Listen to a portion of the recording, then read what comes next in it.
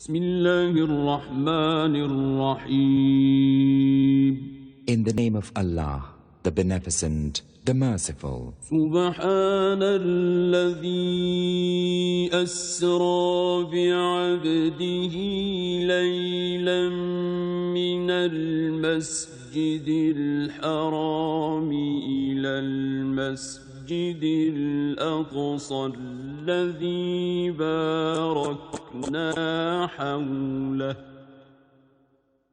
الذي باركنا حوله لنريه من آياتنا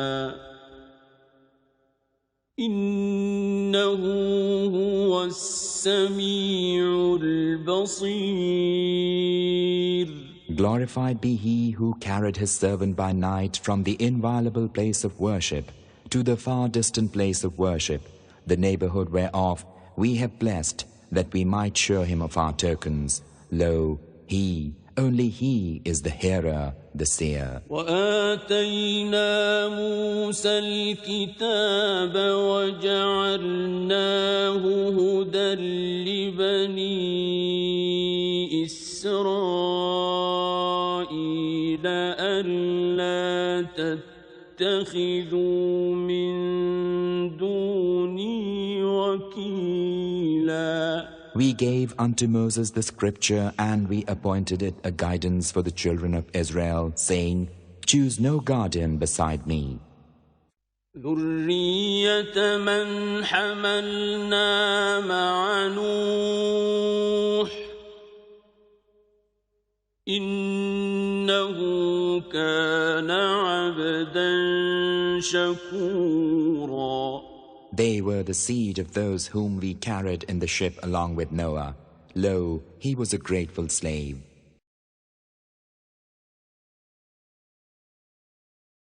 رب العالمين والصلاة والسلام على سيد المرسلين محمد وعلى آله وصحبه أجمعين.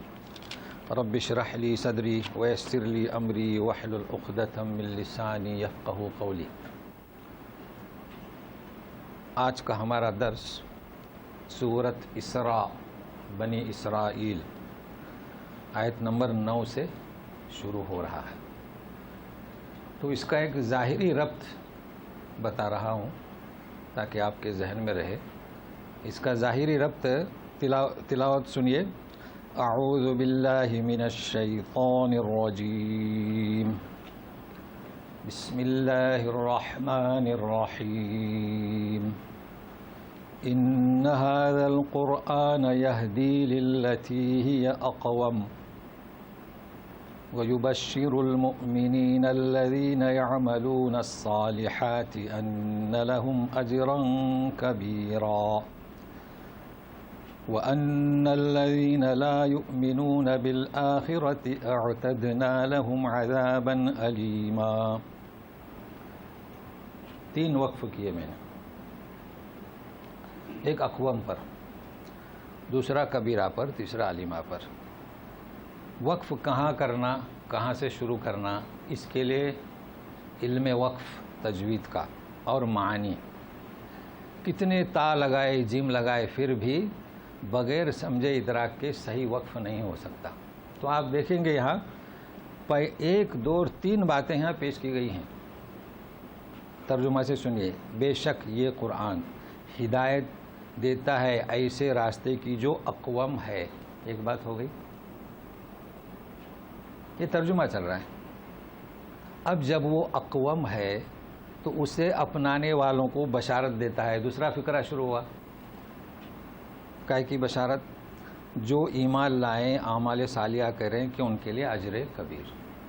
اب ظاہر بات ہے کہ یہ اقوم ہے تو جو نہیں ایمان لائیں گے ان کے لیے عذاب علیم.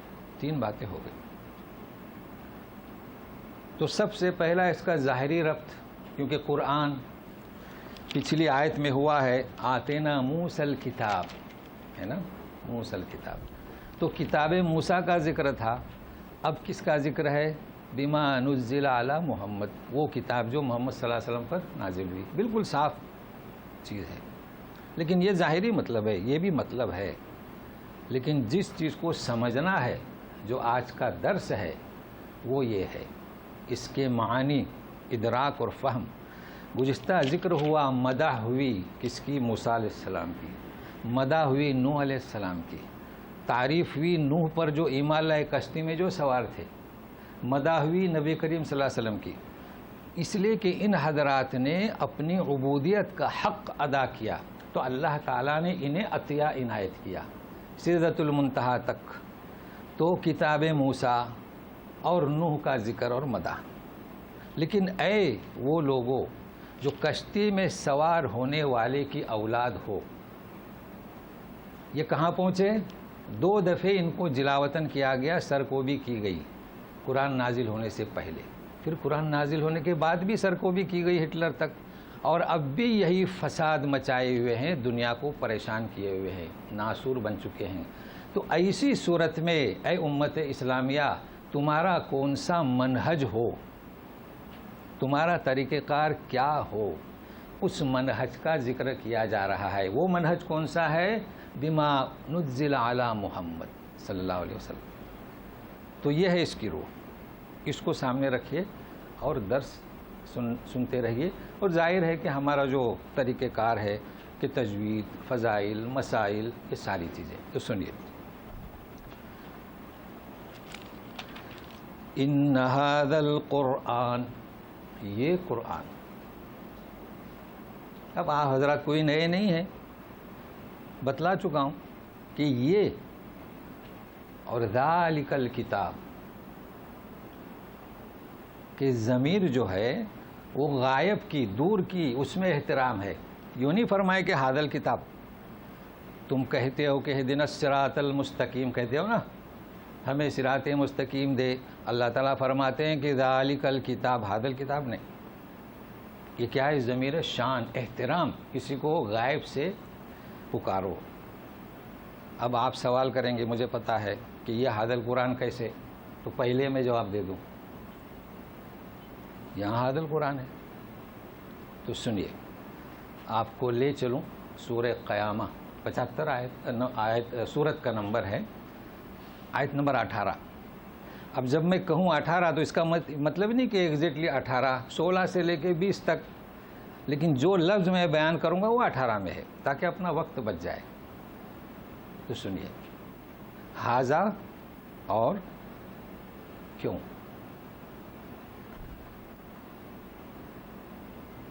جبریل امین وحی لے کر آتے تھے، نبی کریم صلی اللہ علیہ وسلم ان کے پڑھنے کے ساتھ پڑھنے لگے تو حکم ہوا کہ لا تحرک بہ لسانک، یہ 16 سے آپ چلیں گے تو ولا تعجل بہ۔ اب 18، فَإِذَا قَرَأْنَاهُ فَاتَّبِعْ قُرْآنَهُ، ٹھیک ہے؟ جب ہم پڑھ چکے، ہم سے مراد کیا؟ جبریل، یہ تو سب جانتے ہیں کہ جبریل پڑھ کے سنائیں گے، اللہ کلام تو اللہ فرماتے ہم، تو آپ اس قرآن کی پیروی کریں، یعنی پھر یا پڑھنے لگیں۔ ابھی 2 سوال ہوں گے یہاں پر پیدا، کتنے؟ 2 سوال۔ دوسرا سوال سمجھے تو پھر پہلا سمجھ میں آئے گا۔ اب آپ بتائیے، آپ سے سوال کرتا ہوں کہ جبریل امین قرآن لاتے تھے یا چند آیات؟ چند آیات لاتے تھے، قرآن تو نہیں ہوتا۔ اللہ تعالیٰ کیا فرماتے ہیں؟ فَإِذَا قَرَأْنَاهُ فَاتَّبِعْ قُرْآنَهُ۔ اب آپ کا مسئلہ حل ہو گیا۔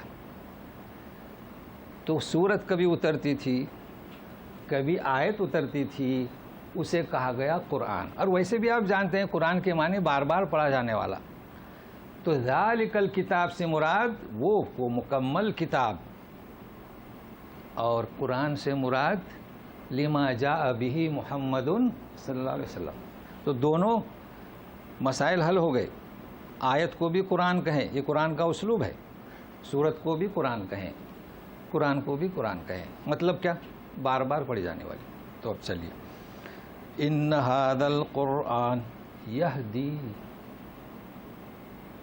اب غور سے سنیے، ساتھ میں رہیے میرے، ذرا ادھر سے ادھر ہو گئے نا تو پھر پوچھیں گے کہ آپ نے کیا کہا۔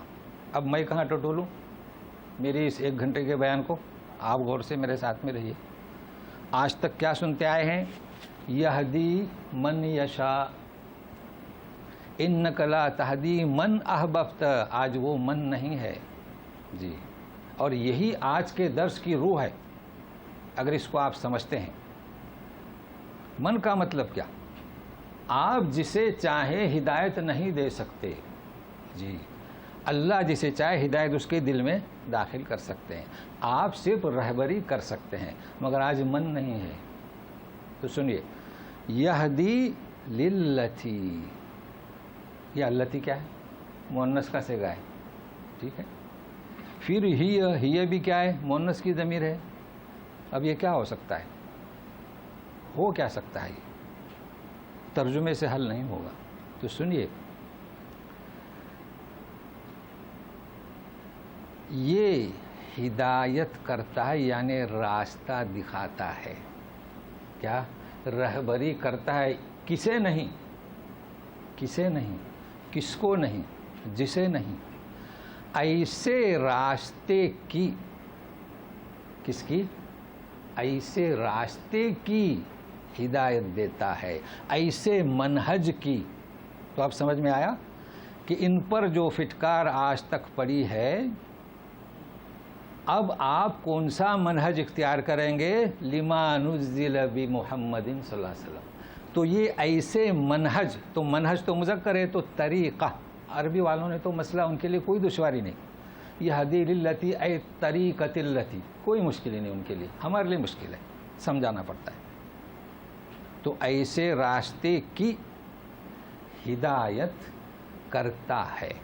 تو بات سمجھ میں آ گئی؟ من نہیں اور من نہیں، منہج، طریقہ۔ اب سنیے، یہدی، ٹھیک ہے نا؟ ابھی یہدی پر ہی ذرا تھوڑی دیر رہیے۔ کسے؟ یہاں کوئی قید ہے، کوئی شرط ہے؟ سارے انسانوں کو، کوئی تفریق نہیں، جین مت ہو، بدھ مت ہو، ہندو مت ہو، عیسائیت ہو، یہودیت ہو، ہر انسان کو یہ لما جاء بی محمد رہنمائی کرتا ہے کہ یہ منہج۔ اب کیا؟ جو کوئی اسے اختیار کرے تو سورہ محمد میں جائیے، آیت نمبر 17 والذین اہتدوا زادہم ہدا۔ تو جو اس منہج کو اختیار کرے اللہ تعالیٰ اس کو ہدایت دیتے ہیں، جو نہ اختیار کرے اس کے لیے سزا۔ تو بات کس کی ہو رہی ہے؟ منہج کی ہو رہی ہے، اس کو ذہن میں رکھیے، طریقے کی ہو رہی ہے۔ لیکن ابھی سنیے، یہدی للتی ہی اقوم، ایسا راستہ بتاتا ہے جو اقوم ہے۔ اب اس کو سمجھنے کی کوشش کیجیے، کیا مطلب اقوم ہے؟ چلو اردو والے نے ترجمہ کیا ہے، ایسا راستہ جو بالکل سیدھا ہے، ایک ترجمہ۔ ایسا راستہ جو بالکل دھیما ہے، چلیے تیسرا ترجمہ، ایسا راستہ جو پروقار ہے۔ کون سا منہج؟ لما جاء بہ محمد صلی اللہ علیہ وسلم۔ کس کے پاس ہے؟ ہمارے پاس ہے۔ سنیے بھی، تو چلیے عربی کے پاس چلتے ہیں۔ اقوم، اعدل، کیا ترجمہ کیا؟ اعدل، اقسط، اغلب، اوسط، سارے ترجمے کیے۔ وقایہ، محافظہ، اللہ کیا کیا ترجمہ کر دیا۔ او اقسط الطریق، یعنی کیا؟ عادل کے معنی کیا؟ یہ ایسا منہج ہے جو عادلانہ ہے، لیکن کس پر؟ سارے ادیان پر۔ اس لیے کہ اس بات کو نہ بھولیے کہ اب ہم کون سا منہج اختیار کریں جو عادل ہے، جو کیا ہے؟ اقسط ہے۔ یا الذین آمنوا قوامون بالقسط، عدل و انصاف سے کام لو۔ مگر یہ دین کیسا ہے؟ اس سے بھی بڑھ کر ہے، اقسط، عدل سے کام لو۔ لیکن یہ منہج کیسا ہے؟ اعدل۔ مگر اب سمجھے کیسے؟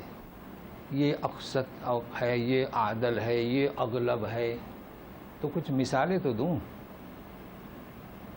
ظاہر ہے کہ جیسے کہ میرا طریقہ کار ہے، کم از کم 3 مثالیں، اور ضرور سنیے اس کو غور سے، 3 مثالیں.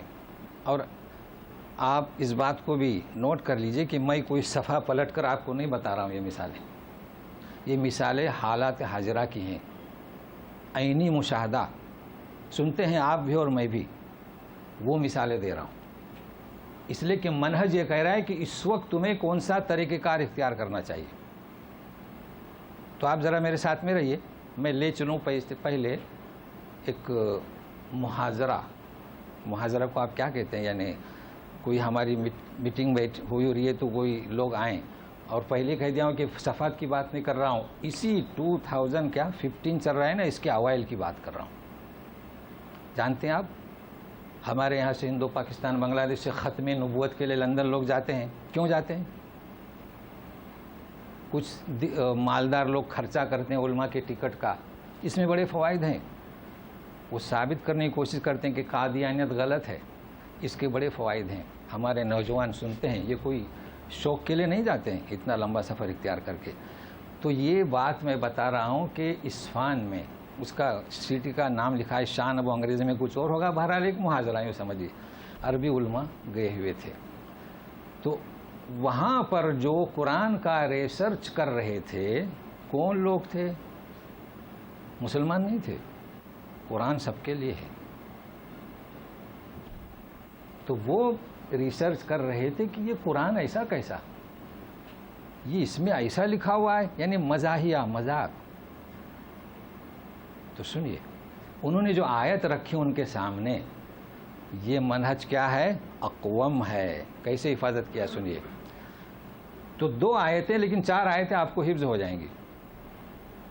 تو لکھیے سورہ توبہ کی 32-33 اور سورہ صف کی 8 اور 9. ایک آیت سمجھ جائے، چاروں سمجھ جائیں گے. میں اس انداز سے آپ کو سمجھاتا ہوں. تو سنیے پہلے سورہ صف کی آیت. انہوں نے جو پیش کی، مذاق کرنے، تنقید، ہنسنے. یریدون لیطفئوا نور اللہ بافواہہم، یہ ساری دنیا تو اللہ کے نور کو منہ سے پھونک دے گی، بجھا دے گی.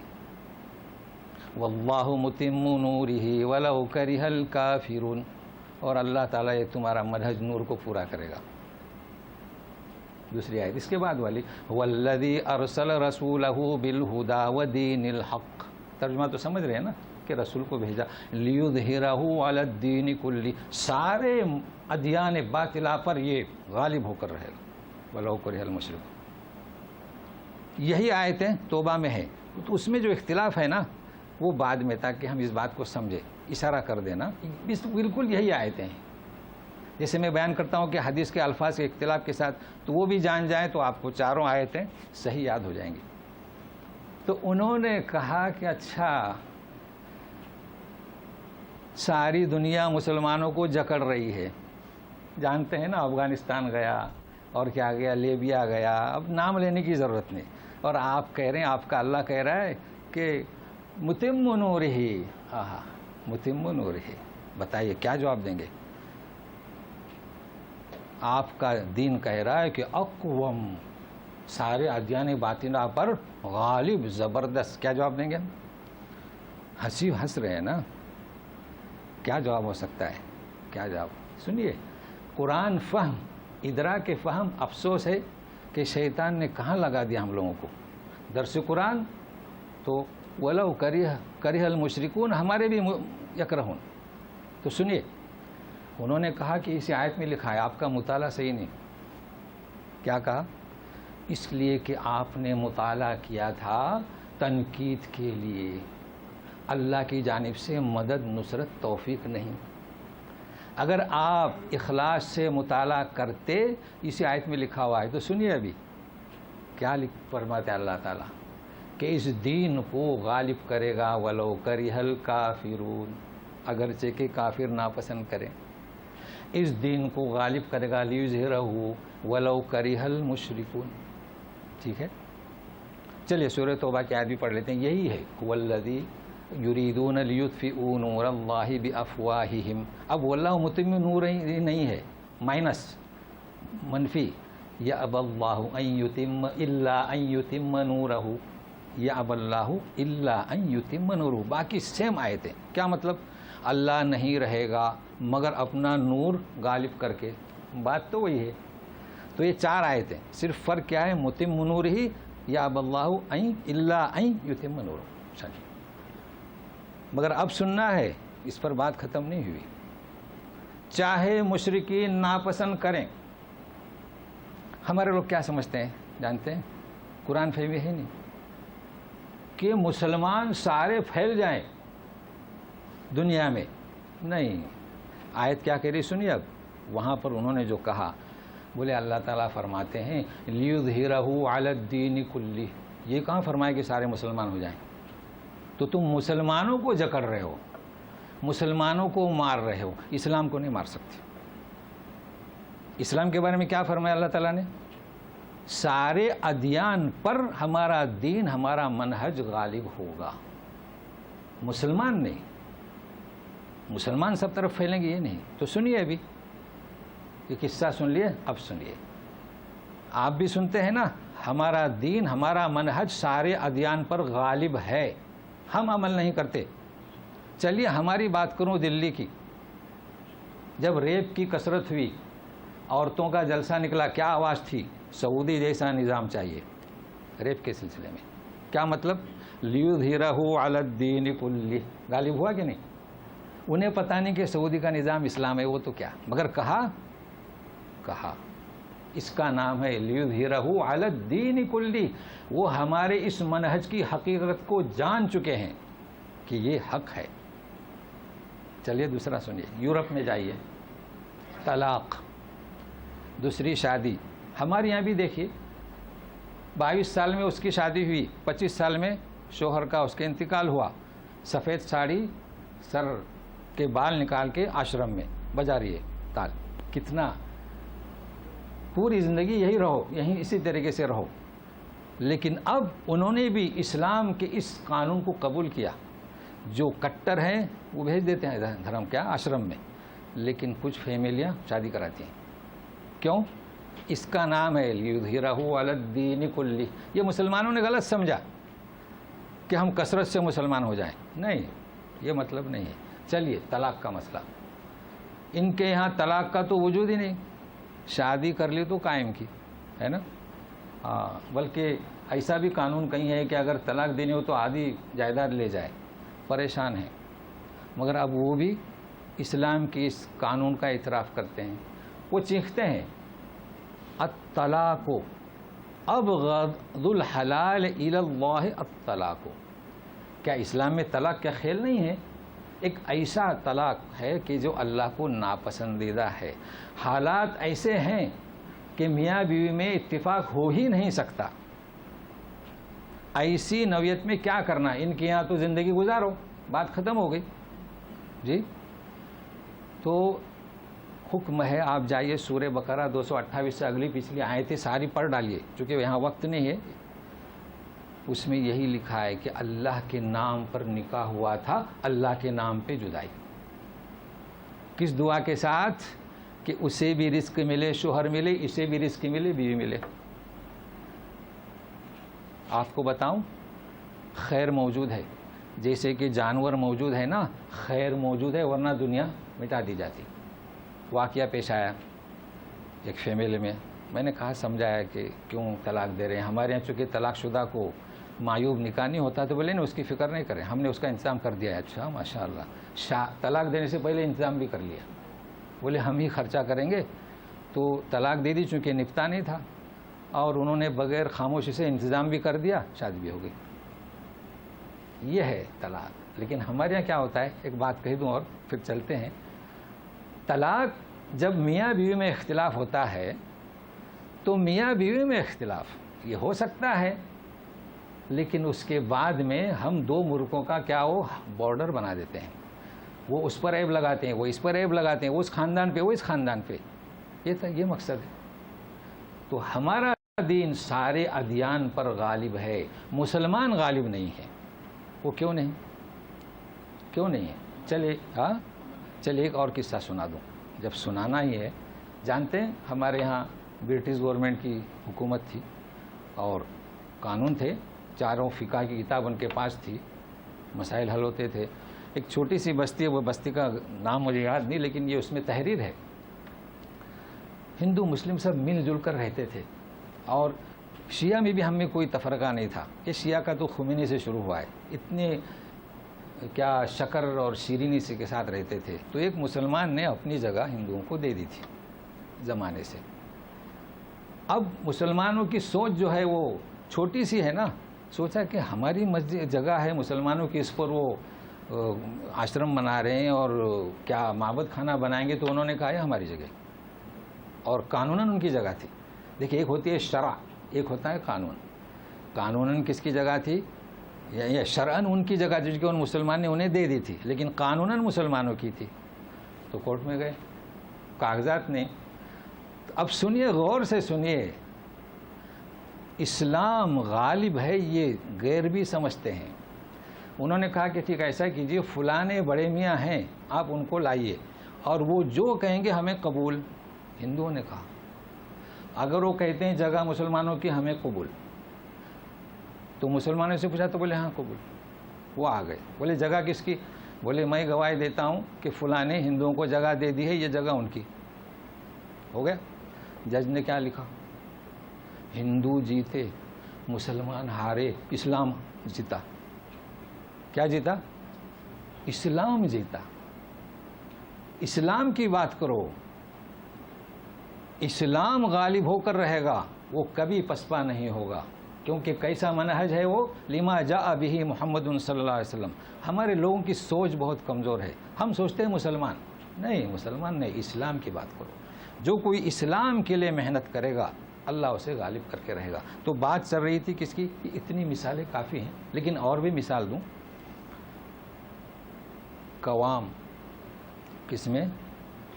آپ جائیے سورہ فرقان میں، والذین اذا انفقوا لم یسرفوا ولم یقتروا وکان بین ذلک قواما. اب میں نے تو حالات حاضرہ کی سارے مثالیں دی، تو قرآن کی بھی تو دوں. انہوں نے لکھا ہے کہ اوسط، اقسط، اعدل. تو کیا فرماتے ہیں کہ دیکھیے کیسا منصفانہ نظام ہے کہ جب کوئی خرچ کرے تو نہ ایسی بخیلی کرے کہ ہاتھ بند کر لے، اور نہ ہاتھ کھولے کہ پریشانی ہو، بلکہ بین ذالک قوام. تو یہ ہے دین ہمارا کون سا؟ اقوم، پائیدار، دھیما، منصف، عادلانہ، کسی پر ظلم نہیں. اور یہی وجہ ہے کہ غیر اس کا اعتراف کرتے ہیں. اب تسلیم کیوں نہیں کرتے؟ آپ جانتے ہیں کہ یہودیوں کو جو حسد تھا کہ یہ دین وہی دین ہے جس کا ذکر ہمارے کتاب میں ہے، مگر ہم کوئی بھی کسر نہیں چھوڑیں گے کیونکہ یہ پیدا ہوئے مکے میں. تو بہرحال بات یہ ہے کہ یہ ہمارا اقوم دین ہے. آپ اس کو سمجھیں، لوگوں کو پیغام دیں، یہ ہمارا دین غالب ہو کر رہے گا، اور جو اس دین کو اپنائیں گے وہ غالب ہو کر رہیں گے. نام مسلمانوں سے غالب نہیں ہوں گے. تو اس منہج کو چلانے والے غالب ہو کر رہیں گے. اب چلیے، وَيُبَشِّرُ الْمُؤْمِنِينَ الَّذِينَ يَعْمَلُونَ الصَّالِحَاتِ. جب ایسا منہج ہے تو اللہ تعالیٰ بشارت دیتے ہیں. بشارت دیں گے کہ نہیں؟ لیکن کب؟ جب کہ اس منہج کو اپنائیں. کیا بشارت ہے؟ وَأَنَّ الْمُؤْمِنِينَ الَّذِينَ، ایمان. دوسرا الَّذِينَ يَعْمَلُونَ الصَّالِحَاتِ. ایمان آپ جانتے ہیں، ایمان کے شرائط آمنت باللہ ملائکتی کتبی ورسلی والیوم الآخر والقدر خیر و شر. یہ اس کی ضرورت نہیں، آپ جانتے ہیں کہ ایمان. لیکن یہ ایمان جس کے پاس بھی ہے اور اگر اعمال صالحہ نہیں ہیں تو بشارت میں نہیں آتا، اس کے لیے ناکافی ہیں. ساری دنیا بھری ہوئے اس سے مسلمانوں سے، تو ان کو بشارت نہیں، بلکہ پٹے جا رہے ہیں، پسپا ہو رہے ہیں. کیوں ہو رہے ہیں؟ منہج کو چھوڑ دیا. تو اعمال صالحہ اگر ہیں، جیسے غیر قوموں میں ہیں، خیر کے کام کرتے ہیں، مگر ایمان نہیں تو بھی بے سود ہے. تو نتیجہ یہ ہوا کہ ایمان اور اعمال صالحہ لازم و ملزوم ہے. اچھا اب اس کو سمجھنے کی کوشش کریں. یہ بشارت دی گئی، یہ کب آپ سمجھیں گے؟ جب ہم پہنچیں گے ان لہم اجرن کبیرہ، سمجھے نا؟ تو یعنی اتنی بڑی بشارت اللہ تعالیٰ فرماتے ہیں کہ ان کے لیے بڑا اجر، ٹھیک ہے نا؟ تو بڑا اجر جب اللہ تعالیٰ دے رہے ہیں تو ایک مومن ہے، وہ حکمران ہے، وہ وزیر ہے، اور منہج کس کا اپناتا ہے؟ کافروں کا۔ مومن ہے، پانچوں ارکان پر اس کا یقین ہے، نمازیں بھی پڑھتا ہے، مگر منہج اس کے پاس نہیں ہے۔ آپ بتائیں کہ اللہ تعالیٰ اسے بھی بشارت دیں گے؟ ہاں۔ تو بشارت کسے؟ یعنی سیدھا جنت میں جانا ہے، سیدھا جنت میں جانا ہے۔ یہ کوئی آسان بات نہیں، اس کو سمجھنے کی کوشش کریں کہ آخر مسلم جہنم میں کیوں جا کر واپس آئے گا؟ وہ تو ایمان کی وجہ سے، لا الہ الا اللہ محمد رسول اللہ، لیکن بشارت میں وہ شامل نہیں ہوتا جب تک کہ منہج نبوی کو نہ اپنائے۔ چلیے ایک اور بات بتاؤں، یہ منہج کا کیا مطلب؟ اب یہ تو عربی لفظ ہے، نظام، ہمارے یہاں شاید نظام کہتے ہیں نا، ہاں، نظام العمل۔ تو ایک ہے کافروں کا نظام العمل، ایک ہے نبوی کا نظام العمل، ٹھیک ہے نا؟ تو اگر کوئی فرد کافروں کے نظام اختیار کرتا ہے اسے عروج نہیں ہوگا، مگر یہ تو حق میں نے ادا نہیں کیا، ایسا نہیں، بلکہ کیا؟ سنیے، اگر کوئی مسلم کافروں کے نظام کا ایک حصہ بھی لے لیتا ہے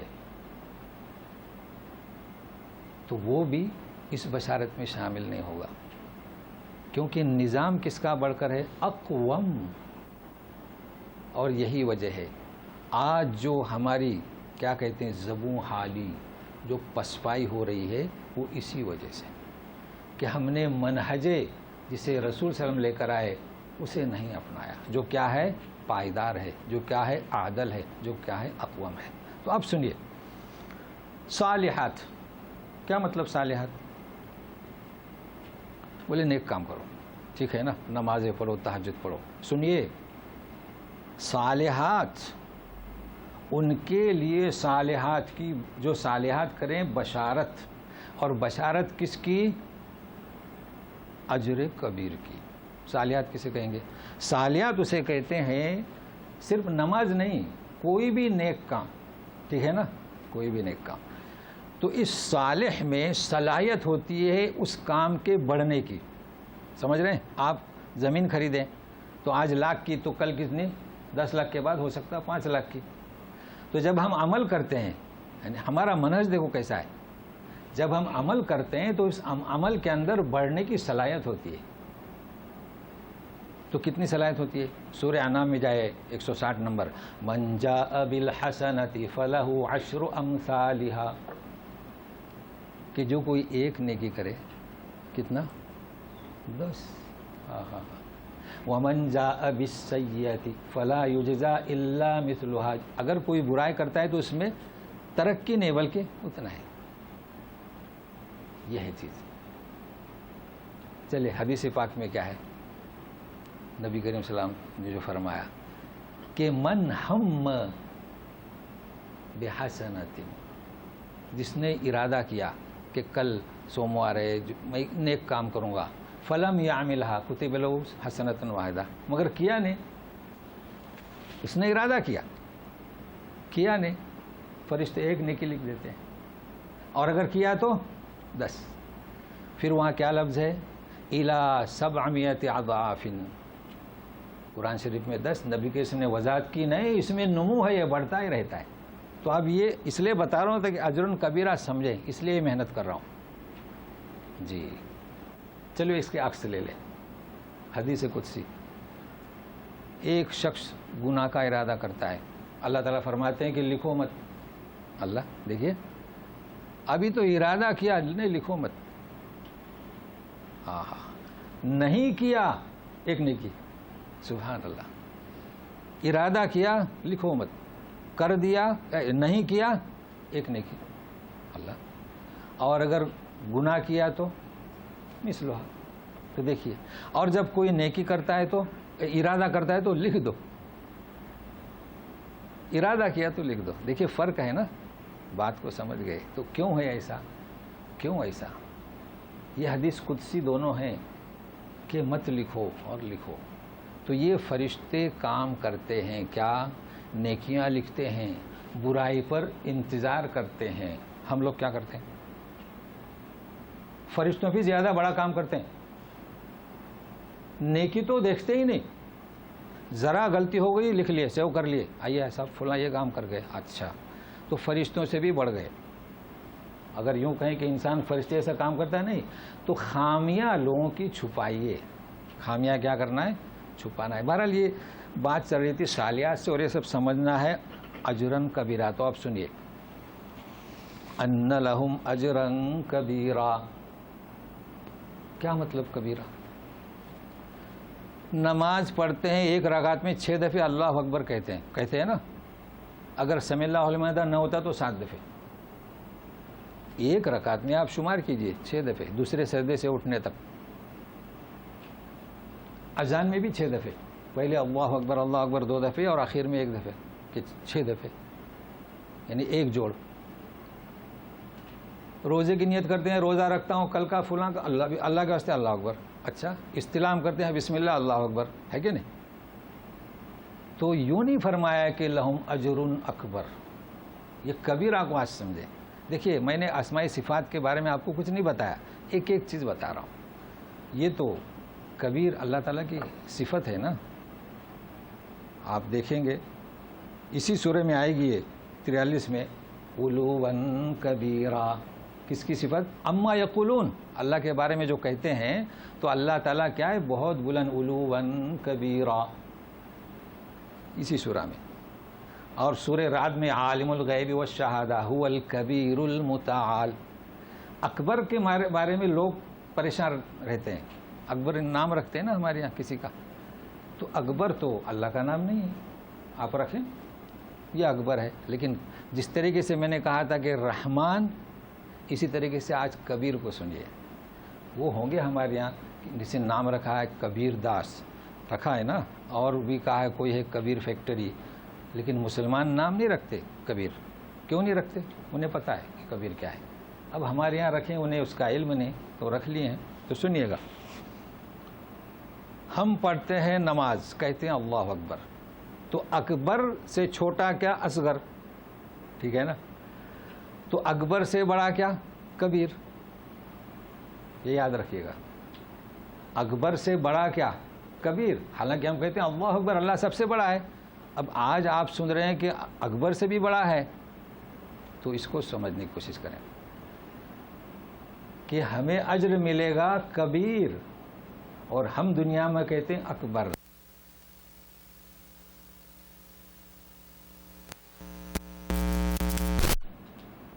ہم نماز پڑھتے ہیں, چلو کیا کہتے ہیں ہم؟ اصل میں لوگ اس طرف متوجہ ہو گئے نا جی. ہم نماز پڑھتے ہیں, کیا کہتے ہیں؟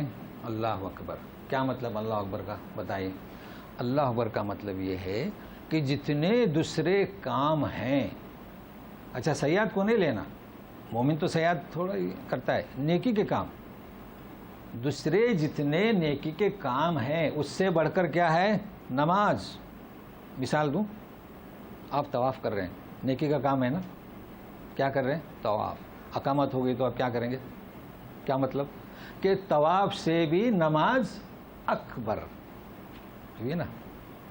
تو کاش کی یہ بات لوگ سمجھیں کہ جب ہم اللہ اکبر کہتے ہیں تو سارے اماموں سے بھی نماز اکبر.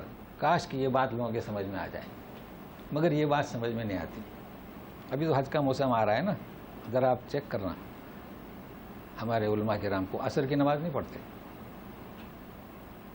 کسی بہانے سے گھر پر ہی پڑھیں گے. بہرحال اس کے یہ موضوع نہیں ہے. تو سنیے کیا کہہ رہا تھا. اللہ اکبر کا مطلب کیا؟ یہ ہر ایک سے جو ہم نیک کام کریں, جو بھی نیک کام ہے اس سے, یہ نفل پڑھ رہے ہیں, قرآن کی تلاوت کر رہے ہیں, واعظ کر رہے ہیں, لیکچر دے رہے ہیں, اقامت ہو گئی, ہماری نماز بڑی سب سے. تو دنیا میں مومن کیا کرتا ہے؟ دنیا کے سارے نیکیوں سے بڑھ کر نماز پڑھتا ہے تو اللہ تعالیٰ کیا اسے عطا کریں گے؟ اکبر عطا کریں گے؟ نہیں، اکبر کے مقابلے میں کبیر ہے، تو اللہ تعالیٰ اسے ایسا اجر عطا کریں گے، هو اللہ الکبیر المتعال، کبیر کے اوپر کچھ نہیں، تو سب سے بڑا اجر اللہ عطا کریں گے. یہ ہے مطلب کبیر کا. ہوا؟ تو ہماری نمازوں کا اجر کیسا ملے گا؟ ہمیں صلاحیت ہے اس میں بڑھنے کی، اور اجر اللہ دیں گے تو کیسے دیں گے؟ الکبیر المتعال، اس سے بڑھ کر کوئی اجر. اس لیے فرمایا گیا وَأَنَّ لَهُمْ أَجْرًا كَبِيرًا. اب یہ تو لمحہ فکر ہے، ہمیں سمجھنا ہے کہ جب ہم نماز پڑھیں تو صرف اللہ اور رسول کے دین کو، منہج کو اپنائیں اور نماز پڑھیں. تو جتنا اخلاص ہوگا اتنے آپ کے نماز میں وہ ثواب میں ترقی ہوگی. لیکن جب ثواب ملے گا تو ہم یہ دعا کرتے ہیں اللہ تبارک تعالیٰ کی جو یہ عظیم صفت ہے کبیر المتعال، کہ ہم لوگ تو سمجھنے کی کوشش کر رہے ہیں، تو اللہ تعالیٰ ہمیں اس اجر سے نوازے کہ اس کے بعد کوئی اجر، اور اسی میں آئے گا دیدار الہی. اچھا اب سنیے وَأَنَّ الَّذِينَ، اب دوسری آیت، تیسرا فقرہ شروع ہو رہا ہے. وَأَنَّ الَّذِينَ لَا يُؤْمِنُونَ بِالْآخِرَةِ أَعْتَدْنَا لَهُمْ عَذَابًا أَلِيمًا. اب ذرا غور سے سنیے، دیکھیے آیت کو. اوپر فرمایا کہ جو ایمان، کیا ایمان اور اعمال صالحہ تو ہونا چاہے تھا بظاہر کہ جو ایمان نہیں لاتے، ہے نا، مگر یہاں کیا ہے؟ دیکھیے ایمان کو مقید کر دیا. ایک ہے مطلق، کیا ہے؟ مطلق. ایک ہے مقید. مطلق کسے کہیں گے؟ جس میں کوئی قید نہیں. فرما دیا کہ المؤمنین، تو کوئی قید نہیں، ایمان باللہ سب میں نے گنوا دیے، مگر یہاں انہوں نے مقید کر دیا وَأَنَّ الَّذِينَ لَا يُؤْمِنُونَ بِالْآخِرَةِ، تو ایمان باللہ کو نہیں ذکر ہوا. اب باللہ ملائکتی کتبی رسولی یہ ذکر ہوا گیا، والیوم الآخر. کیا مطلب؟ یہ بھی تو دیکھنا ہے نا، کیا مطلب اس کا، ہمارے لیے کیا درس ہے، کیا عبرت ہے ہمارے لیے. تو سنیے، یہ کون لوگ تھے؟ یہودی تھے. یہ کون تھے؟ مشرکین مکہ تھے. یہ کون تھے؟ عیسائی تھے. ان سب کے لیے کہا جا رہا ہے، اور سب انسانوں کو، کہ جو آخرت پر ایمان نہیں رکھتے، جنہیں آخرت کا یقین نہیں، ہم نے ان کے لیے عذاباً علیما. تو ذرا سوچیے نا اس پر، اس آیت پہ کیوں ایسا.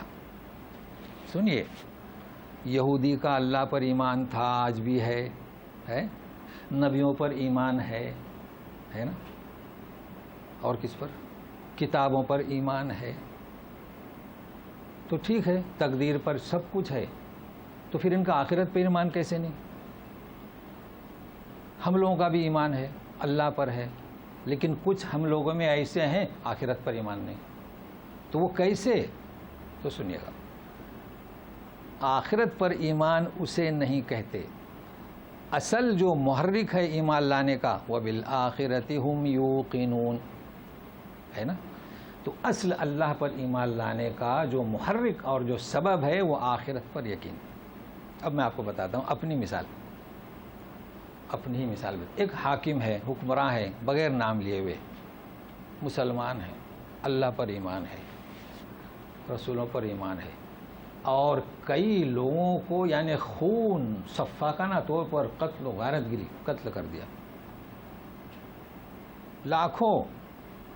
اور ہوا ایسا، اپنا ہی حکمراں اپنے لوگوں کا صفایا.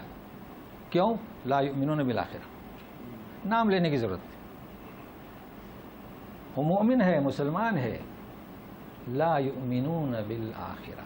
آخرت پر اگر اس کا یقین ہوتا تو وہ سمجھتا کہ یہ اقتدار مجھے اللہ نے سونپا ہے اور میرا بھی حساب کتاب لینا ہے. میں آج ان پر قوی ہوں تو کل اس سے بھی بڑھ کر کوئی قوی ہے. اس لیے کہا گیا کہ لا یؤمنون بالآخرہ اعتدنا لہم عذابا علیما. تو ان کے لیے دردناک عذاب. اب یہ تو بات ان کی ہو گئی، لیکن وجہ کیا، اس کا سبب کیا؟ لا یؤمنون بالآخرہ، حب الدنیا. کیا؟ دنیا کی محبت. جب دنیا کی محبت آ جاتی ہے، چونکہ اس کا اقتدار، اس کی کرسی وہ کیسے سنبھالے، لوگوں کا صفایا، اس کا نام کیا؟ حب الدنیا۔ حب الدنیا کا یہ مطلب نہیں کہ کوئی مٹھائی کی دکان اپنے لیے یہ تو معمولی سی بات ہے، یہ جگہ میری، وہ زمین میری، یہ کمرہ میرا، نہیں، یہاں تو بڑے پیمانے پر بات ہو رہی ہے جس میں خون بہانا، جی، اقتدار کی بھوک، اقتدار کا ہوس۔ تو اے امت مسلمہ، منہج نبوی کو اپناؤ۔ اگر تم ان کفاروں کے منہج میں ذرا سے بھی شریک ہوئے تو مٹ جاؤ گے، گم ہو جاؤ گے، قصے پارینہ بن کر رہ جاؤ گے، تمہاری داستان رہے گی جو عبرت کے لیے۔ اور آج ہے، دیکھیے افغانستان سے لے کر دیکھیے آپ کیا ہو رہا ہے۔ تو یہ وہ چیزیں ہیں، ہمیں تو سمجھنا بہت کچھ ہے۔ یہ کیا ہوا آج امت مسلمہ میں؟ ہمارے پاس منہج نبوی ہے۔ کبھی آپ نے سنا کہ منہج نبوی میں کیا ہے، کوئی فتویٰ دے؟ نہیں، اپنے اپنے جماعتیں علیحدہ بنا دی اور کلام پاک کو، اس کی افہام، اس کا تدبر، اسے پسے پشت ڈال دیا۔ تو سنیے، اب یہ 3 فقرے ہو گئے جی، اور ابھی مجھے بہت کچھ کہنا ہے، تو ہم ایسا کرتے ہیں کہ درس بخاری بھی ہمارا ہے چونکہ، تو اور یہ 15 منٹ میں اس کا حق ادا نہیں ہوگا اب تیسرے فقرے کا، تو اسی پر ختم کرتے ہیں اور ہم درس بخاری شروع کرتے ہیں، چونکہ ہمارا درس جو ہے مزدلفہ کے تعلق سے، تو اللہ سے دعا کرتے ہیں کہ جو ہم نے آپ نے سنا اس کو آپ منہج بنائیں اور مسلمانوں تک پہنچائیں اس پیغام کو۔ تو اب کچھ توقف کے بعد ہم درس شروع کرتے ہیں ہمارا۔ بسم اللہ الرحمن الرحیم۔ محترم سامعین، حسب وعدہ عرفات کے بعد مزدلفہ کا موضوع شروع کرتے ہیں۔ یہ ہماری ارشادات رسول صلی اللہ علیہ وسلم کی علمی مجلس ہے۔ جیسے کہ ہم ختم کر چکے ہیں عرفات سے مغرب کا وقت ہونے کے بعد نبی کریم صلی اللہ علیہ وسلم نکلے ہیں مزدلفہ کے لیے، ٹھیک ہے، اور مزدلفہ جا کر آپ نے حضرت جابر بن عبداللہ کی حدیث، وہاں پہنچ کر جاتے ہی مغرب اور عشاء کی نماز ادا کی، 1 اذان اور 2 اقامت، بغیر سنت اور بغیر تسبیح۔ اس کو بھی نوٹ کر لیں۔ الا وتر، سوائے وتر، چونکہ وتر اور فجر کی سنتیں مؤکدہ ہیں۔ پھر آپ وہاں سے گئے، کہاں گئے؟ جبل مزدلفہ۔ کون سا پہاڑ؟ مزدلفہ کا۔ ابھی وقتی طور پر وہاں آپ لیٹ گئے، فجر تک لیٹے، پھر فجر کی نماز کو اٹھے۔ کون سے وقت میں اٹھے؟ پہلے وقت میں۔ فجر کی اذان اگر یہاں مان لیجئے کہ صبح صادق ہوتی ہے تو ہمارے یہاں لیٹ کرتے ہیں۔ لیٹ کتنا کرتے ہیں کہ اگر نماز فاسد ہو جائے تو دوبارہ نماز پڑھیں، تو آخری وقت میں، دونوں جائز ہے۔ تو آپ نے پہلے وقت میں پڑھی، نماز کے بعد ذکر میں لگے رہے، سورج طلوع ہونے سے پہلے آپ مینا کے لیے نکل گئے۔ تو معلوم ہوا عمل رسول، ٹھیک ہے۔ اب ہم شروع کرتے ہیں۔ آپ کو معلوم ہونا چاہیے کہ عرفات کا اور مزدلفہ کا ذکر قرآن میں ہے، یہاں سے شروع کرتے ہیں۔ لیکن اس کے پہلے آپ ہی کے ایک حضرت نے سوال کیا تھا، اس کا جواب دینا بھی ہے۔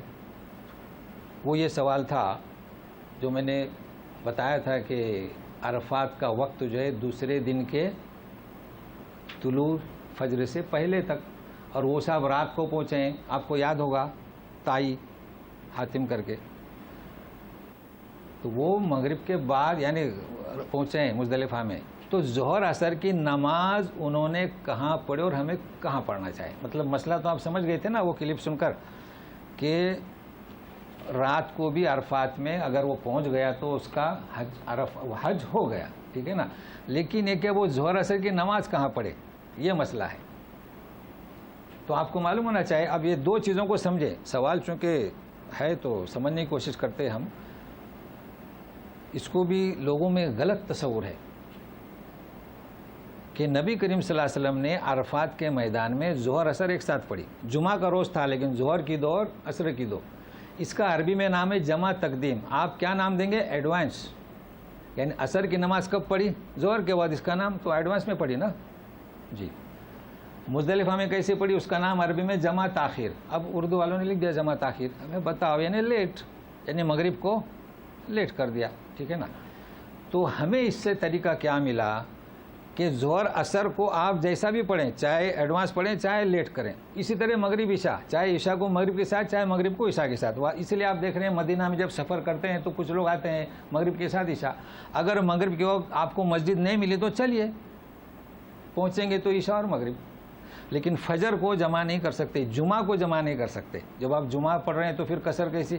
اس کو نوٹ کر لیجئے. لیکن پھر بھی کچھ حضرات کر رہے ہیں. اچھا، اب ان الصلاۃ کانت علی المؤمنین کتابا موقوتا، نماز فرض اور ٹائم. ٹھیک ہے. اگر آپ پھنسے ہوئے ہیں، اللہ ایسا نہ کرے لیکن ٹریفک جام ہے، تو آپ کو اندازہ ہے کہ ہم عرفات میں شاید مغرب تک پہنچیں گے، تو انتظار کیجئے، کیونکہ ابھی دونوں شکلیں جائز ہوئی نا آپ کو، لیٹ اور جلدی. تو آپ انتظار کریں. اگر مغرب سے پہلے پہنچنے کی امید ہے تو عرفات میں جا کے ظہر اور عصر پڑھ لیں. گویا ظہر لیٹ ہو جائے گی. اور اگر آپ کو امید نہیں کہ تو مغرب ہو جائے گی تو پڑھ لیں. کس نیت سے پڑھیں گے؟ ان الصلاۃ کانت علی المؤمنین کتابا موقوتا. بات واضح ہو گئی نا. چلیے اب آپ آیت نمبر نکالیں یا سنیں. سورہ بقرہ آیت نمبر 198 نکال سکتے ہیں، صفحہ نمبر 31. فَإِذَا أَفَضْتُم مِّنْ عَرَفَاتٍ فَاذْكُرُوا اللَّهَ عِندَ الْمَشْعَرِ الْحَرَامِ. دو نام آ گئے، مزدلفہ کا اور کس کا؟ عرفات کا. کیا بتایا اللہ تبارک تعالیٰ نے کہ جب تم عرفات سے واپس آ جاؤ، ہو کر آ جاؤ. افضتم من عرفات، اور فرمایا فاذکروا اللہ عند المشعر الحرام. ٹھیک ہے. اب میں آپ کو کیا کیا بتاؤں. نبی کریم صلی اللہ علیہ وسلم نے کیا فرمایا؟ الحج عرفہ. ٹھیک ہے نا. کیا فرمایا؟ الحج عرفہ. اللہ تعالیٰ کیا فرماتے ہیں؟ عرفات. تو دونوں میں فرق ہوا نا. تو کیا فرق؟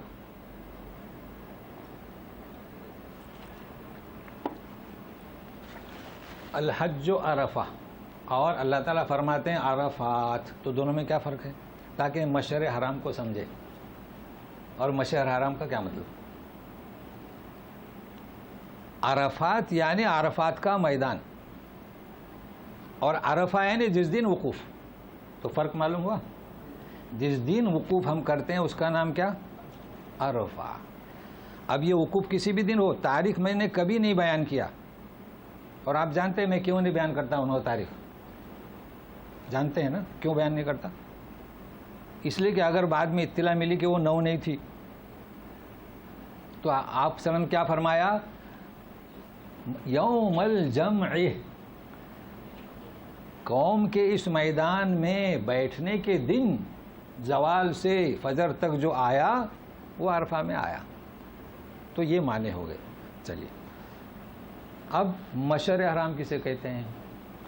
وہ جو میں کہہ رہا تھا نا کہ جبل مزدلفہ، یہ وہ جبل مزدلفہ. اچھا، اور ایک جبل عرفات ہے، وہ کون سا؟ جبل رحمت. تو وہ بھی بات سن لیجئے گا. نبی کریم صلی اللہ علیہ وسلم نے عرفات میں خطبہ دیا، پھر 1 اذان 2 اقامت بغیر تسبیح سنت کے نماز ادا کی. پھر آپ چونکہ وہ مسجد کے باہر تھے، نمیرہ کا آپ جانتے نا حصہ، پھر آئے اور کہاں گئے؟ جبل عرفات. وہاں اٹھنی باندھی اور قبلہ رخ ہو کر ذکر کیا اور دعا کی. اب لوگ کیا اب اس کا نام جبل رحمت رکھ لیا. آپ لوگ سمجھتے ہیں کہ اوپر چڑھیے، جائیے، بیٹھیے. اسی طریقے سے جبل مزدلفہ کے پاس آپ گئے اور آپ نے فرمایا کہ یہ پورا مزدلفہ ہے، یہاں وقوف ضروری نہیں. تو عرفات بھی پورا عرفات ہے، جبل رحمت جبل عرفات پر وقوف ضروری نہیں. بات واضح ہو گئی. مگر ہماری امت ہے، دوڑتی ہے، تکلیف اٹھاتی ہے. اب 2 چیزیں ہیں. مشعر حرام کا مطلب کیا؟ اب اس میں کئی مسائل حل ہوں گے. اور عرفات سے کیوں آئیے؟ تو مشرکین کیا کہتے تھے؟ ان دونوں کا جوڑ ہے. مشعر حرام کا اور کس کا؟ عرفات کا. اور تیسرے مسئلے کا بھی جوڑ ہے. تو چونکہ مزدلفہ کے معنی کیا؟ قریب، ازدلاف. کیا معنی؟ قریب. اور مشعر الحرام کے معنی کیا؟ مقام ابراہیم کیا ہے؟ مشعر حرم. صفا مروہ کیا ہے؟ مشعر حرم. تو چونکہ یہ عرفات مشعر حرم میں نہیں، میقات سے باہر ہے. اب میقات سمجھانا پڑے گا مجھے. اور مزدلفہ میقات کے اندر ہے، مشعر حرام میں ہے. اس لیے مشرکین کہتے تھے کہ ہم حرم کے رہنے والے ہیں، ہم حرم سے باہر نہیں جائیں گے. تو وہ حج میں عرفات نہیں جاتے تھے. تم لوگ جاؤ، تم لوگ باہر سے آئے ہوئے. اچھا، اب میقات کون سی میں کہہ رہا ہوں؟ میقاتیں دو ہیں جو ہم حج کے لیے آتے ہیں اور احرام باندھتے. دوسری میقات کون سی؟ آپ اچھی طرح سمجھ سکتے ہیں، شمیسی. اس کا نام عربی میں حل ہے.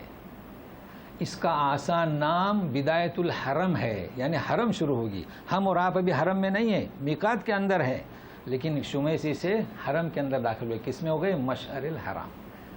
اب بعد میں مسجد بنی تو اس کا نام اس پہاڑی کا مشعر الحرام. بات واضح ہو گئی؟ اب کچھ لوگوں کو میں نے دیکھا کہ وہ ذکر کرتے رہتے ہیں سورج طلوع ہونے کے بعد. مشرکین سورج نکلنے کے بعد وہاں سے نکلتے تھے مزدلفہ سے. نبی کریم صلی اللہ علیہ وسلم مخالفت میں سورج سے نکلنے سے پہلے نکلے. تو یہ چیزیں ہیں سمجھنے کی. تو اب بات سمجھ میں آ گئی کہ مشعر حرام مزدلفہ اور جبل عرفات اور جبل مزدلفہ. کچھ نہیں کرنا ہے، نکلنا ہے وہاں سے. پھر اب 10ویں دن کے لیے جتنا ہو سکے بیان کرتا ہوں، پھر باقی آئندہ. اب ہم چلیں گے. کہاں روانگی ہوگی؟ اس کے بعد مینا کے لیے. نبی کریم صلی اللہ علیہ وسلم نے حضرت عائشہ صدیقہ کو منتصف یعنی آدھی رات کے بعد روانہ کر دیا. لہٰذا اگر کوئی بوڑھا بوڑھی تو اس کے ساتھ محافظ اس کا آپ منتصف اللیل کو بھیج سکتے ہیں، مگر یہ 12 کے بعد فوراً نہیں، کیونکہ مغرب کی اذان سے فجر تک کا حساب لگانا. کبھی کبھی رات لمبی ہوتی ہے تو اس صورت میں 13 گھنٹے بھی ہو سکتے ہیں، تو آپ 12 بجے 6 گھنٹے پر نہیں، اس کا حساب لگانا.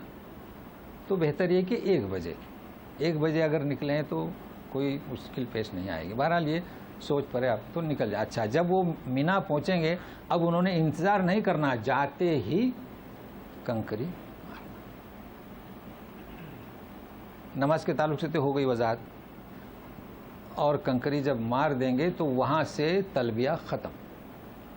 پہلا جب ہم مارتے ہیں کس کو؟ اب وہاں لکھا ہے شیطان کو، بہرحال سمجھنے کے لیے وہ جو عقبہ میں ہے بڑا شیطان نام رکھے ہیں، وہاں کنکری مارتے ہی تلبیہ بند. تکبیر پڑھ سکتے ہیں لیکن تلبیہ تو جانتے ہیں، لبیک اللہم لبیک، یہ بند کر دیا جائے. اچھا، اب اس کے بعد وہ چاہے تو طواف افادہ کرے، چونکہ طواف افادہ کا وقت ہوتا ہے وقوف عرفہ کے بعد. اچھا، اب ایک سوال ہے یہ تو کہ یہ جو وقوف مزدلفہ ہے لوگ پریشان رہتے ہیں کہ کیا کیا جائے.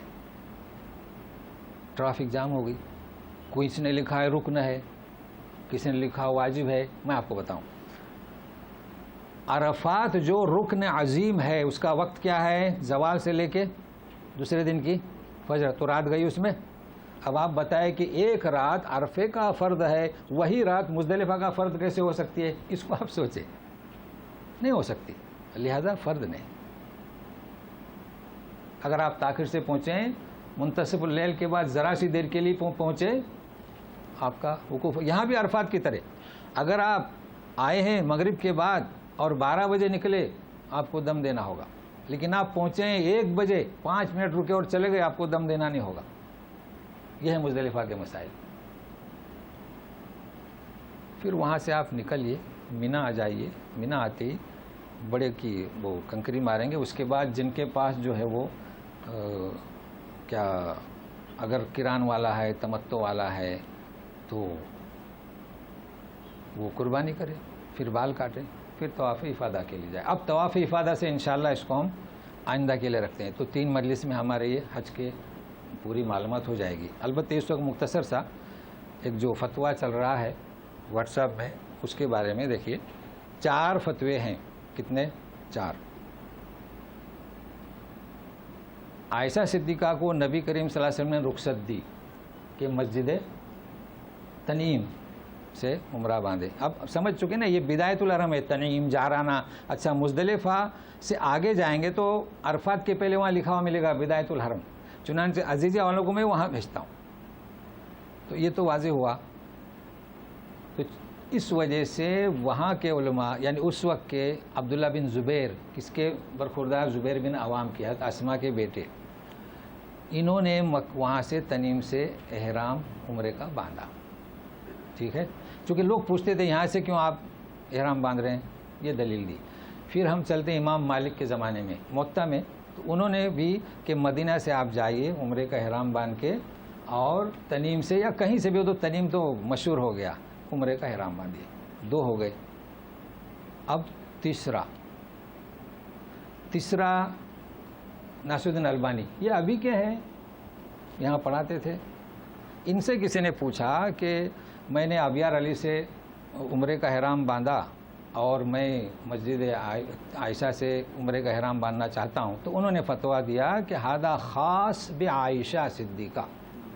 کیا کہا؟ خاص. ولیمن مثلہ, کتنے الفاظ پیارے ہیں, یہ ان کے لیے خاص ہے. تو آپ سوچئے کہ حدیث مطلق انہوں نے مقید کر دیا, کس نے؟ ناصر الدین البانی نے مقید کر دیا. لیکن ادب دیکھو, ولیمن مثلہ, اور جو عائشہ صدیقہ کی جیسی ہیں. اور پھر انہوں نے پوچھا اردن کیا ہو, تو پھر میں میرے باپ کی جانب سے احرام باندھا ہوں. تو بولے یخرج میقات, انہیں میقات سے باہر جانے کے لیے کہہ رہے ہیں. تو یہ کیا ہے؟ فتویٰ ہے, لوگ سمجھ نہیں رہے. تو شیخ بن باز کے پاس گئے. اب شیخ بن باز اس وقت موجود تھے البانی کے وقت. انہوں نے لکھا فلا حرج یاخذ لنفسہ لابیہ لامہ ولغیرہ, اللہ 4 لما رخص لعائشہ النبی صلی اللہ علیہ وسلم, اللہ. پھر اور ایک حدیث انہوں نے کوٹ کی. کیا کوٹ کی؟ کہ قال النبی صلی اللہ علیہ وسلم العمرۃ بین العمرۃ کفارۃ. تو کتنے عمرے؟ الی 100 و 1000 عمرہ. چلیے ہو گئے. تو یہ 4 فتوے میں نے آپ کو بتا دیے. اب یہ صاحب جو کہہ رہے ہیں, یہ کیوں نہیں بتاتے کہ یہ 4 فتوے ہیں؟ پہلے تو انہوں نے نام لیا ہی نہیں ناصر الدین البانی کا, جیسے خود بیان کر رہے ہیں. اچھا پھر الفاظ دیکھیے, وہ مرد پوچھ رہا ہے, بولے آپ کو عائشہ کا جیسا پرابلم ہے تو جائیے. یہ کیا بد تہذیبی ہے؟ آپ گوارا کریں گے اپنی ماں کا ذکر ایسا کریں گے؟ تو احتیاط برتیو. کہہ کیا رہا ہے؟ کہہ رہا ہے کہ تمہارا پرابلم عائشہ جیسا ہے, عائشہ کا نام اس طرح لینا چاہے. تو مجھے بڑا افسوس ہوا. کیا ہے یہ؟ اب آپ بتائیے, یہ تو ابھی آئے میرے خیال سے 2005 میں شروع ہوا ہے. تو آج تک جو عمرے کرتے تھے وہ کیا سمجھے ہی نہیں؟ یعنی ہندوستان میں قرآن سمجھا گیا, ایسی والی بات ہے. تو صرف فتوے بتا دیں آپ, کہ جیسے میں نے بتلایا کہ 4 فتوے آپ کے سامنے رکھے, اور فتوے دین نہیں ہوتے, قیاس ہے. ان کا قیاس انہوں نے مقید کر دیا حدیث کو کہ ہذا خاص لعائشہ, یہ بھی قیاس ہے. انہوں نے کہا کہ نبی کریم نے مرخص کیا, اجازت دی, یہ بھی قیاس ہے. تو انسانوں کو اپنی آزادی پر چھوڑ دیں. ہاں منع کیا ہے؟ یہ کثرت سے یہ جو کرتے ہیں نا, بھاگو بس بھاگو بھاگو بس, یہ نہیں ہونا چاہیے. آپ آئے ہیں تو آپ نے سب ہاتھ سے فارغ ہو گئے, جا کے تنعیم سے کیا, پھر گھومنے گئے عزیزیہ تو وہاں سے احرام مان لیا, جدہ گئے تو وہاں سے احرام مان لیا. تو اس کی تو اجازت ہے. تو بہرحال خیال رکھیے. جیسے ایک مثال میں دیتا ہوں, ایک صاحب ہیں بڑا اچھا, ہمارے یہاں کے مہاراشٹر کوکنی ہیں, بہت اچھا مقالہ لکھتے ہیں. تو انہوں نے لکھ دیا, ہم بھی پڑھتے تھے کہ بولے جادو کا وجود ہی نہیں. میں نے کہا جادو کا وجود کیسے آپ انکار کر رہے ہیں؟ ان کا کہنا یہ تھا کہ ہماری خواتین جاتے تھے تو وہ کہتے تھے کہ یہ تمہارا بچہ آپ کے لیے نر ہے, نر یعنی کیا, رکاوٹ ہے, آپ اسے ذبح کر دو. اس نے ذبح بھی کر دی. تو شعبدہ بازی کی نفی کرنا چاہیے, نہ کہ جادو کی. اب اس کے بعد علماء ہٹ گئے, بولے یہ تو عالم ہی نہیں ہے, تو وہ الٹ پلٹ بات کرتے ہیں. تو ایسی بات نہ ہو جو قرآن سے ٹکراتی ہو. آج کل کیا ہوا ہے, تھوڑا سا مطالعہ کر کے لگ گئے بیان دینے, اور قرآن سے اور حدیث سے ٹکراتی. بہرحال یہ بیان تھا. تو انشاءاللہ آئندہ اپنا درس شروع ہوگا. اس کتنے نمبر آئے تھے, اور مینا سے انشاءاللہ ختم کرنے کی کوشش کرتے ہیں. تو وباللہ التوفیق. صلی اللہ تعالیٰ علی خیر خلقہ محمد و آلہ وصحبہ اجمعین برحمتک یا ارحم الراحمین. اعوذ باللہ من الشیطان الرجیم. بسم اللہ الرحمن الرحیم. کتنا صفحہ ہے جی؟ ان ھذا القرآن یہدی للتی ہی اقوم ویبشر المؤمنین الذين يعملون الصالحات أن لهم أجرا كبيرا وأن الذين لا يؤمنون بالآخرة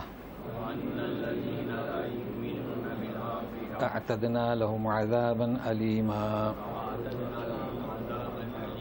چلیے کوئی سوال ہے تو باقی مزدلفہ سے تو آئندہ ہوگا انشاءاللہ.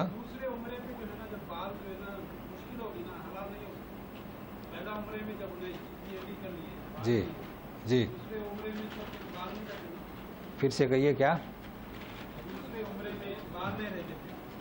ہاں یہ سوال ان کا صحیح ہے، دوسرے عمرے میں بال نہیں رہتے، صحیح ہے نا.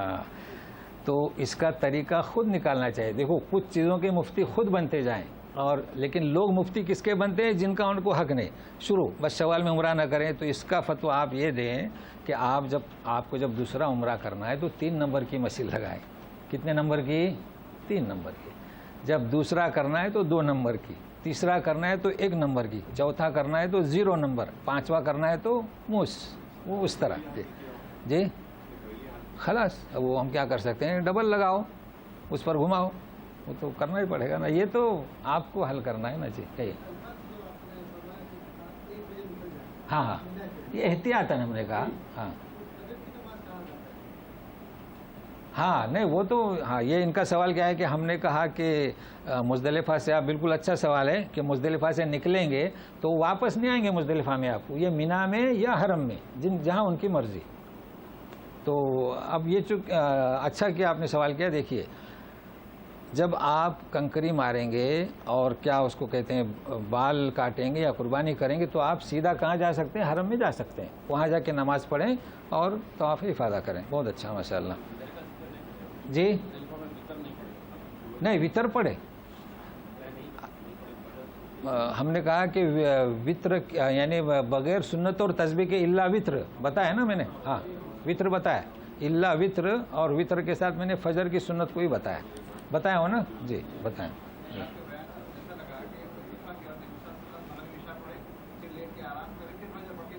اچھا نہیں بیچ میں درمیان میں بیان کیا میں نے. ہاں لیکن بیچ میں بیان کیا ہوں وطر کہ ہاں اچھا الا وطر. ہاں تو عربی میں ہو گیا، اصل مسئلہ ہے ہو گیا الا وطر. ہاں یہ صحیح ہے. اب اس کو کیا کریں؟ وہ کیا ہوا؟ الا وطر ہوا ہے.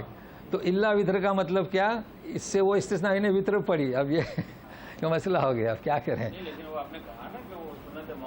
ہاں لیکن میں نے اس کو پھر وضاحت کی کہ چونکہ وطر سنت موقدہ ہے تو وہ سمجھ سکتے ہیں. لیکن یہ کہ ہے پرابلم سے وہ کوشش کرتا ہوں آپ لوگ یہ کہتے جائیں تو وہ عربی الفاظ اب وہ عربی سے مطالعہ ہوتا ہے نا تو نکل جائے. ہاں ہاں جی انہوں نے یہی بتایا کہ لا حرج. یہ پورا آخر میں جو بتلا ہے نا 3 عربی میں. ہاں میں نے عربی میں کہا اچھا. اب کیا کریں؟ تو آپ ایسا کریں نا ایک بورڈ لکھ کے رکھیں، ایسا کرتے جائیں اردو ایسا تو کچھ سمجھ میں آئے گا. یہ رہ گیا. انہوں نے کہا کہ کوئی حرج نہیں، انسان اپنی طرف سے عمرہ کرے، اپنے ماں کی جانب سے، اپنے باپ کی جانب سے، وہ غیری 4 جوائن کیے. لأنه رخص النبی صلی اللہ علیہ وسلم کہ نبی کریم صلی اللہ علیہ وسلم نے عائشہ کو رخصت دی تھی. پھر فرمایا کہ آپ صلی اللہ علیہ وسلم نے فرمایا کہ عمرہ اور عمرہ اس کے درمیان کیا ہے؟ کفارہ ہے. لہٰذا یہ کب ہوگا؟ 100 عمرہ کیا پھر بھی 100 عمرے اور 1000 عمرے، یہ انہوں نے فرمایا. ٹھیک ہے.